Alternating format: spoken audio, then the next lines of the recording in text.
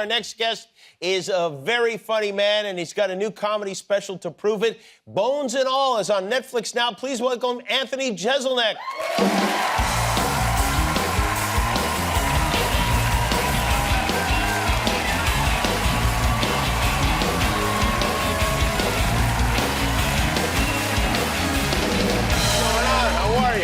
Look at you. You look like you're here to kill me. I know.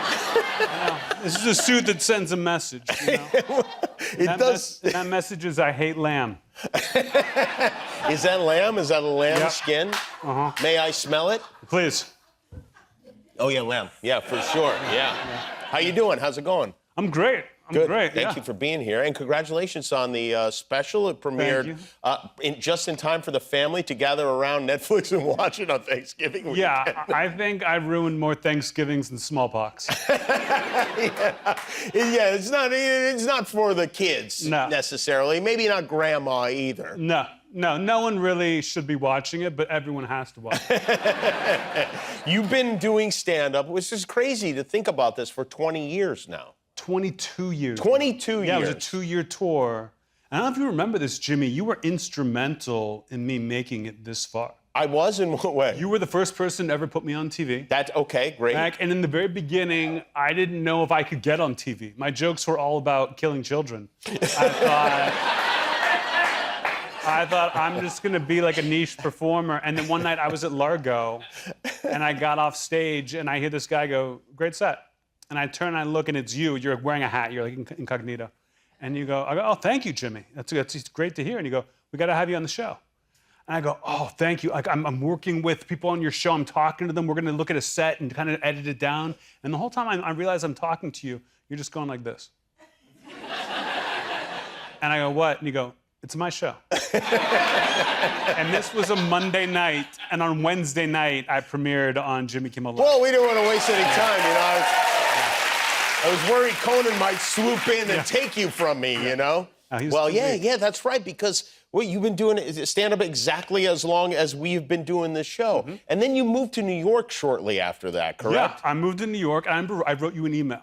Because you would ask me to write jokes for you. If you were writing for the ESPYs, or you were doing something for like the ESPYs. I was hosting the ESPYs, yeah. I would write jokes, and you would give me money that I needed that money.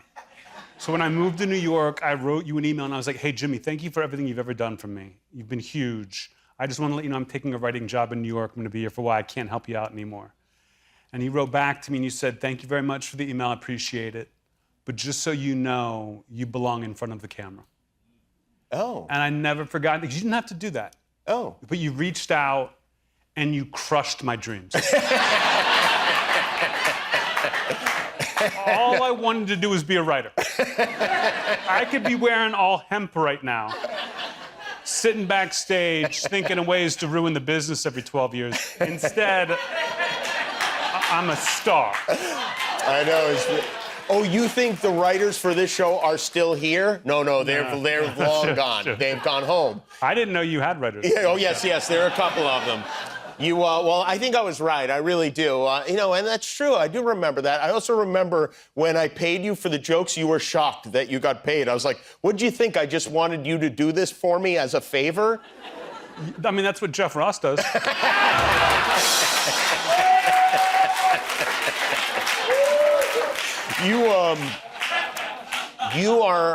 You did a 27-date tour of all different countries. And we're talking countries where most of the people don't speak. Where were you? What countries were you in? I was everywhere. I was like Australia, India. I went to like Hong Kong.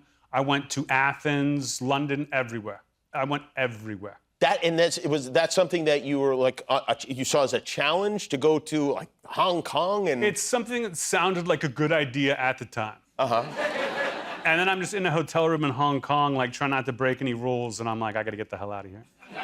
And you took all those trips on Spirit Airlines, correct? That was your... I wish I had taken Spirit Airlines. Oh, really? I splurged. I was like, what's the best flight you can get? And it's like United Emirates. I was flying back from India after the Indian tour. And I'm like, I'm gonna spoil myself. And I got food poisoning. On the plane? For 17 hours. And it's one of those first classes where you have your own bathroom. Oh, so I could throw up in privacy for 17 hours. It was the worst travel experience of my life. That does not sound great at all. No, yeah. Yeah, 17 hours of vomiting is no good. But at least you had your own bathroom. I've never seen your own bathroom in a plane like that. Well, if you saw it, it'd be covered in puke, Jim. What, of the places that you went, what was the best and which was not the worst? I mean, there were so many great places. Like, Amsterdam is one of my favorite cities in the world. I absolutely love it. But they had me in this weird theater. They had me in a place called the Amsterdam Theater. It's beautiful. And I'm like, they're like, this is an interesting place. I'm like, why?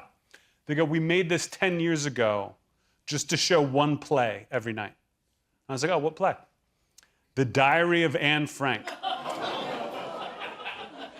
Every night. And after 4 years, somehow this business failed. And so now they do comedy shows. Wow. In the theater that I cannot stress enough is not built for laughter. Yeah. And I'm not making fun of the Diary of Anne Frank. I'm like you guys. If I had been alive back then, I would have found her immediately. Yeah, that was... those were some weird shows. Did you play? The craziest place I played, the craziest place you can go in the world was Glasgow. Really? Have you been to Glasgow, Scotland? No. In Glasgow, they slash your face.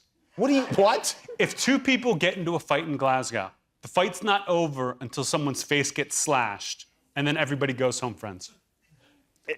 They don't have the tooth fairy in Glasgow. If you lose a tooth, you put it under your pillow, you go to sleep, you wake up, someone slashed your face. When you say slash your face, you mean like the Joker deal? Yeah, just like that. Go to the left, boom, face slashed.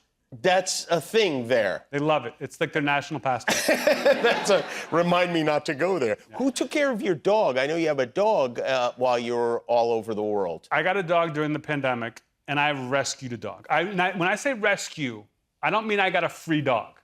I mean, I got a dog from Korea. It was rescued in Korea and was sent to me. Really? Yes. And he does not like new people, so I couldn't put him away when I went on the road. I had to hire a full-time assistant just to watch the dog while I'm gone.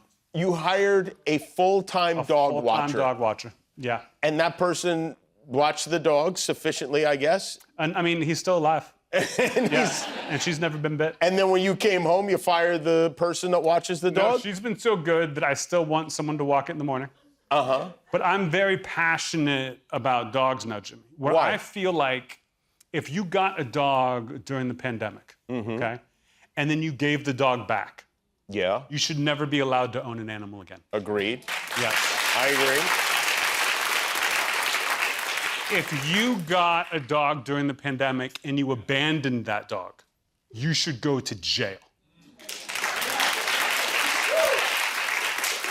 If you adopted a dog during the pandemic and you outlive your dog, if you die before the dog does, you should go to hell.